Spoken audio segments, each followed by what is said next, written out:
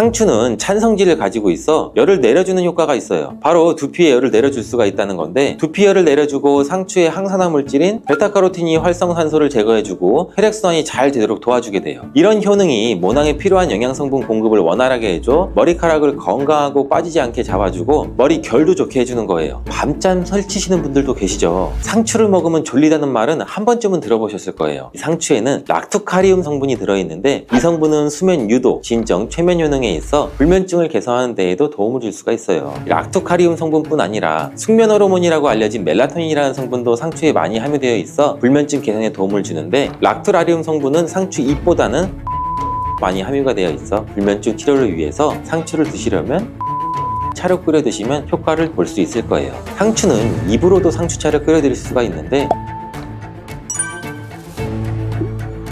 지금부터 말씀드리는 내용 중 하나라도 해당이 되는 분이라면 집중해주세요. 상추에는 이 비타민 AC뿐만 아니라 엽산, 칼슘, 식이섬유 등의 다양한 영양소가 있어서 건강에 아주 좋은 식물이죠. 부작용이 거의 없는 채소라고 알고 있지만 먹는 방법에 따라서 오히려 건강을 해칠 수도 있다는 사실 알고 계신가요? 어떻게 먹고 무엇과 먹느냐에 따라서 상추의 효능은 완전히 달라질 수가 있는데, 지금부터 상추의 효능에는 어떤 것이 있고 먹을 때 주의할 점과 함께 드시면 보약이 되는 음식까지 상추에 대한 모든 걸 알려드릴게요.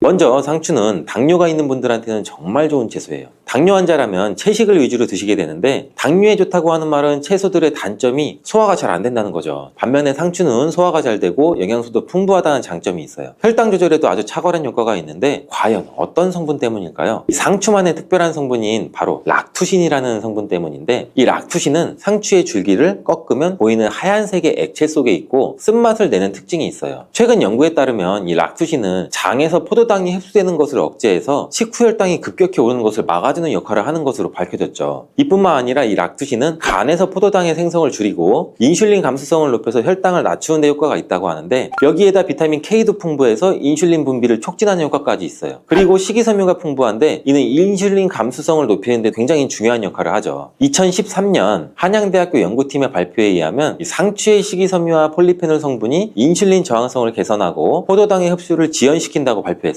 상추는 또한 GI 지수가 23 정도, GL 지수가 100g당 0.5로 낮은데, 이 수치가 의미하는 것은 상추를 섭취했을 때 혈당 상승이 최소화되고 포만감은 길게 유지된다는 거예요. 그렇다면 상추와 함께 먹으면 당뇨 관리에 더욱 효과적인 음식에는 어떤 게 있을까요?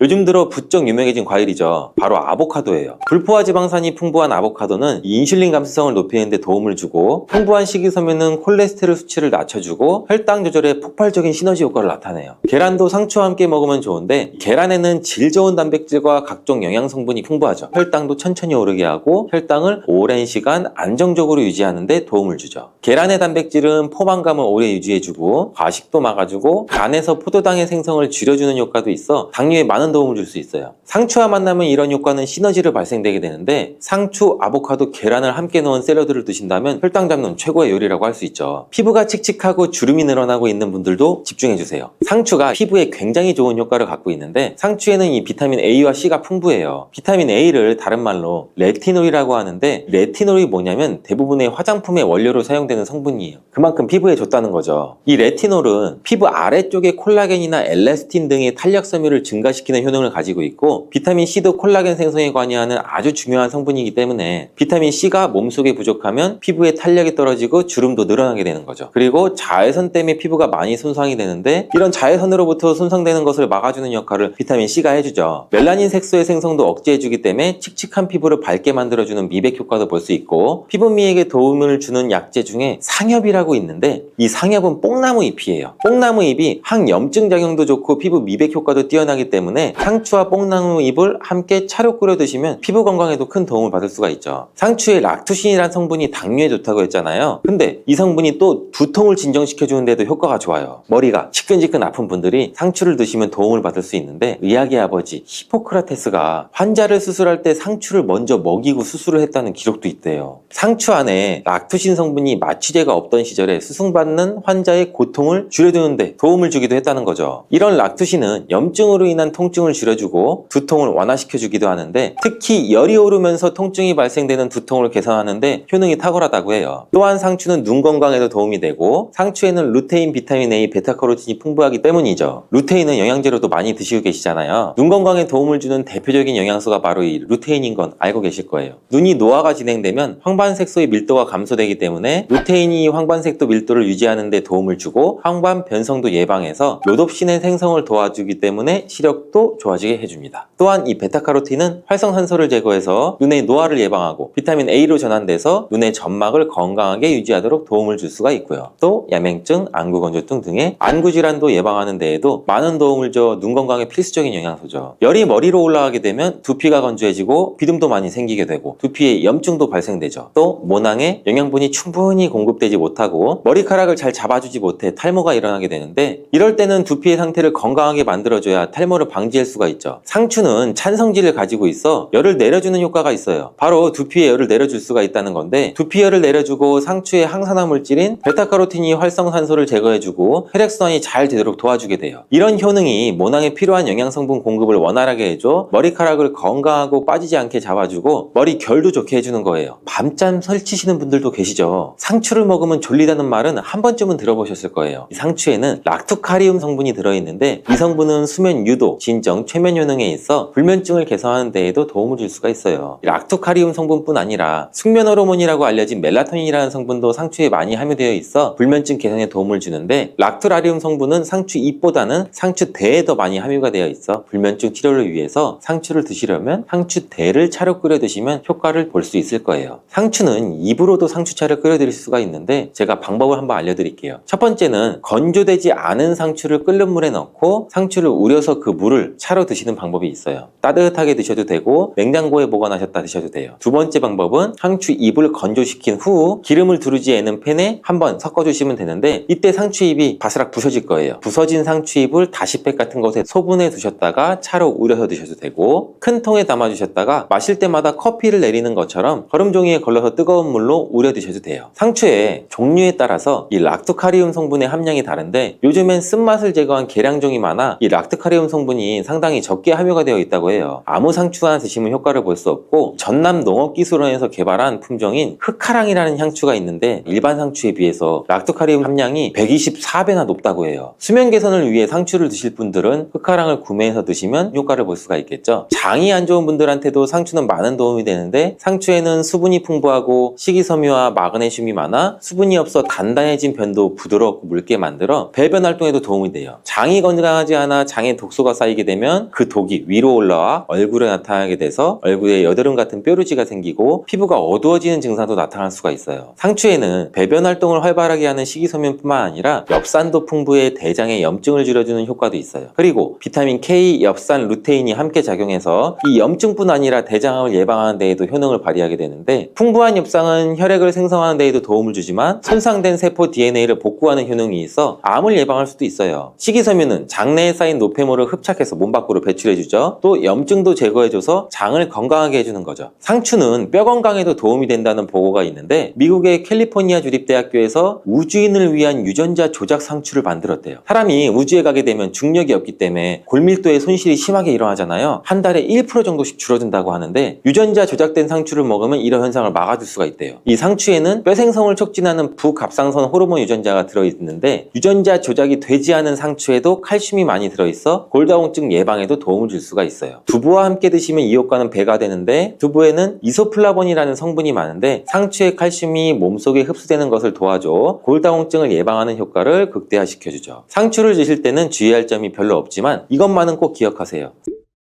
상추는 차가운 성질을 갖고 있다고 하는데, 몸이 찬 사람이나 위장이 약하신 분들이 상추를 너무 많이 드시면 오히려 소화불량이나 설사나 복통 증상 등을 일으킬 수가 있어요. 이런 분들은 상추를 조금만 먹거나 익혀 드시는 게 좋아요. 또 갑상선이 약하신 분들도 주의하셔야 되는데, 상추에는 갑상선 호르몬 생성을 방해하는 성분이 있어 갑상선 기능에 영향을 줄 수가 있죠. 그리고 상추를 보통 쌈을 싸 먹을 때 많이 드시잖아요. 그때 쌈장을 많이 드시게 되는데, 상추가 문제가 아니라 이 쌈장이 문제죠. 쌈장은 다량의 소금과 설탕이 들어가게 되는 되는데 특히 소금의 양이 문제가 되죠. 농촌진흥청의 자료에 따르면 보통 쌈장 100g당 평균 나트륨의 함량이 약 2310mg 들어있다고 해요. 국제보건기구에서는 하루 나트륨 권장 섭취량을 2000ml 이하로 먹으라는데 쌈장 한 수저 드시면 1일 나트륨 섭취량의 약 45%나 먹게 되는 거죠. 우리나라 음식 특성상 소금이 들어간 음식이 많잖아요. 김치나 다른 반찬을 먹게 되면 나트륨 권장 섭취량을 금방 넘게 되죠. 이렇게 과도하게 나트륨을 먹게 되면 고혈압, 심혈관 질환 등의 위험을 높이게 되죠. 혈관에 많으면 뇌졸중의 발병률도 높아지고 혈관에 악영향을 미치게 되니 쌈을 싸드실 때는 최소한으로 줄이시는 게 좋겠죠.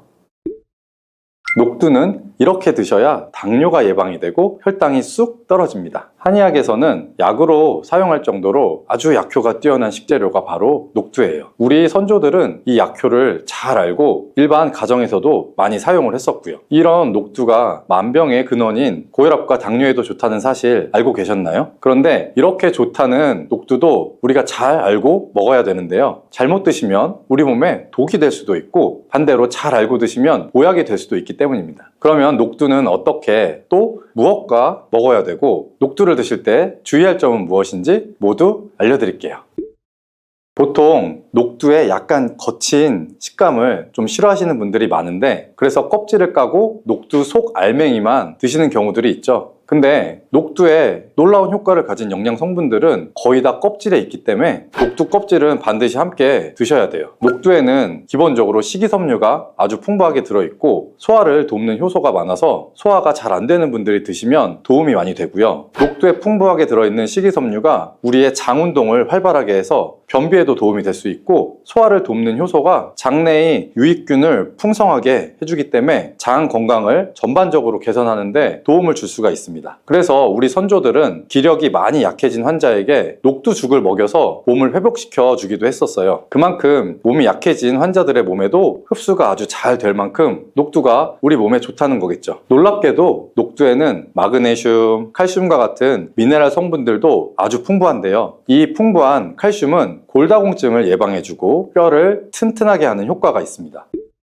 여러분, 칼슘이 뼈를 이루는 주 성분인 거 잘 알고 계시죠? 마그네슘은 이런 필수 미네랄인 칼슘의 흡수를 도와주기 때문에 녹두가 뼈 건강에도 놀라운 효능을 발휘를 할 수가 있는 거죠. 그런데 녹두는 기본적으로 성질이 차기 때문에 몸이 찬 분들은 좀 주의해서 드시는 게 좋고요. 그래서 녹두의 껍질을 벗기고 드시는 분들도 있습니다. 하지만 마늘이랑 같이 드시면 몸이 좀 찬 분들도 조금 더 편하게 녹두를 드실 수가 있습니다. 왜냐하면 마늘은 녹두와 반대로 따뜻한 성질이 있죠. 그래서 같이 복용하시면 녹두의 찬 성질을 중화시켜 줄 수가 있어요. 또 이뿐만 아니라 마늘이 대표적인 항암 식품인 사실 알고 계시나요? 마늘 속에는 S알릴시스테인과 알리신이라는 성분이 들어있는데 이 성분들이 암세포를 억제해주고 사멸시켜주는 아주 큰 효과가 있습니다. 또 강력한 항산화 성분인 폴리페놀이 많이 들어있어서 나쁜 콜레스테롤의 생성을 막아주고 혈관을 깨끗하게 만들어주기 때문에 심혈관 질환 예방에도 아주 효과가 좋습니다. 이뿐만 아니라 체내의 지방의 대사를 촉진시켜 주는데 다이어트 하시는 분들 많죠. 이 다이어트에 큰 도움이 될 수 있습니다. 지방 분해를 통해서 체지방을 제거해주고 비만을 예방하는 효과가 함께 있는 거죠. 그래서 마늘을 녹두와 함께 드시면 시너지 효과를 낼 수 있기 때문에 우리 몸에 더 보약으로 쓸 수가 있는 겁니다. 그러면 이 마늘이랑 녹두를 함께 먹을 수 있는 방법을 좀 알아볼게요. 가장 간단한 방법은 바로 마늘 녹두밥을 지어서 먹는 건데요. 녹두를 물에 충분히 불린 다음에 밥을 하시면 이 녹두 껍질에 있는 그 거친 식감들을 많이 완화를 시켜서 편하게 드실 수가 있습니다. 그리고 우리가 녹두하면 생각나는 대표적인 음식이 있죠. 바로 녹두 빈대떡이죠. 아주 맛있죠. 맛있는 녹두 빈대떡에 돼지고기를 갈아서 함께 부쳐서 먹기도 하죠. 이 방법이 영양학적으로 아주 탁월한 조합이 됩니다. 왜냐하면 녹두에 부족한 필수 아미노산인 트립토판 같은 성분이 돼지고기에 풍부하게 들어있기 때문이에요. 트립토판이나 이제 메티오닌 같은 필수 아미노산은 우리 몸에서 기본적으로 합성이 되지가 않습니다. 그래서 반드시 우리가 음식을 통해서 섭취를 해야 하고요. 돼지고기에는 이런 아미노산이 많이 들어있기 때문에 우리가 나이가 들면서 기력이 떨어지고 처지시는 분들이 녹두와 돼지고기를 함께 드시게 되면 기력을 회복하는 데도 아주 좋은 효과를 보실 수가 있습니다. 또 돼지고기에는 단백질이 풍부하기 때문에 근육을 튼튼하게 해주는 데도 도움을 주고 풍부한 비타민 B1이 우리 몸의 피로 회복 회복과 신경을 안정시키는 데도 매우 효과가 좋습니다. 또 돼지고기에는 철분도 아주 풍부해서 나이가 들면서 부족해지는 철분을 보충하는 데도 아주 좋은 효과를 볼 수가 있고요. 그리고 필수 지방산인 리놀레산이 많아서 동맥경화나 고혈압 같은 성인병을 예방할 수 있고, 아연이나 셀레늄, 비타민 B6 등의 영양소는 우리 몸의 면역력을 강화하는 데에도 도움을 주거든요. 녹두는 또 혈당을 낮춰주고 인슐린 감수성을 높여주는 효능이 있어서 당뇨 관리에도 너무 좋은 식품입니다. 풍부한 식이섬유가 소장에서 당의 흡수를 지연시켜주기 때문인데요. 또한 다양한 미네랄과 비타민이 당뇨로 인한 합병증을 예방하는 데에도 좋은 효과가 있고요. 이때 녹두를 팥이랑 함께 드시면 이런 효과가 매우 높아집니다. 왜냐하면 팥은 강력한 항산화 성분인 안토시아닌이 풍부하게 들어있고 혈관의 활성산소를 제거해주고 혈관 세포의 손상을 예방해줘서 혈관을 깨끗하고 아주 건강하게 만들어줄 수가 있는 겁니다. 2014년에 발표된 한 연구에서 팥을 섭취하면 어떤 이점이 있는지가 나왔는데요. 2형 당뇨병 환자의 혈당 수치와 인슐린 저항성을 개선하는 데 도움이 되는 것으로 보고가 됐습니다. 이 연구에서는 약 4주 동안 매일 팥을 섭취하게 했는데 그 결과 당뇨 환자들의 공복 혈당 수치가 약 평균 19.5%가 감소했고, 또한 인슐린 저항성이 감소하는 결과를 볼 수가 있었어요. 또 팥은 쌀의 10배 이상, 그리고 바나나의 약 4배 이상 많은 칼륨이 함유되어 있는데요. 칼륨은 몸 안에 있는 나트륨을 배출하는 데 도움을 주고 당뇨 환자의 신장 기능을 강화시켜 줄 수 있고 혈압의 상승을 억제해 주는 효과가 있습니다. 또 팥은 우리가 한의원에서 다이어트를 위한 처방을 할 때도 많이 쓰이거든요. 그 이유가 뭐냐 하면 팥에 들어있는 이 풍부한 칼륨 때문인데요. 칼륨이 이뇨작용을 통해서 우리 몸에 이 부종을 줄여줄 수가 있습니다. 붓는 거를 빼주는 거죠. 그래서 보통 지방이 몸에 잘 쌓여서 살이 잘 붓고 찌는 분들이 팥을 드시면 아주 좋은 효과를 볼 수가 있습니다. 한 실험에서 실험 쥐에게 팥 추출물을 먹여본 적이 있었는데요. 그랬더니 근육 손실 없이 체지방 함량이 약 30%가 줄었고 몸무게도 37% 정도 감소한 결과를 발표했었어요. 정말 큰 효과죠.